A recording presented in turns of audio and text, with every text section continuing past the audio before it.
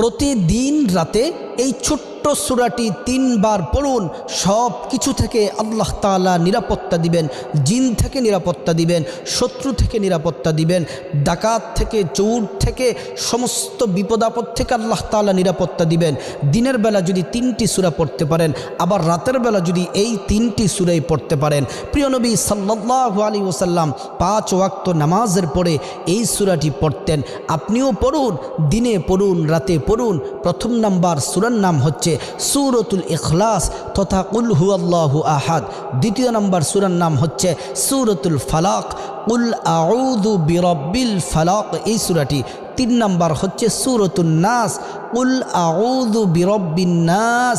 এই 3টি সূরা যদি দিনের বেলা পড়েন, সারাটা দিন আল্লাহ তাআলা সমস্ত বিপদ আপদ থেকে আল্লাহ তাআলা আপনাকে নিরাপদে রাখবেন। রাতের বেলা পড়লে চোর, ডাকাত, সন্ত্রাস সমস্ত কিছু থেকে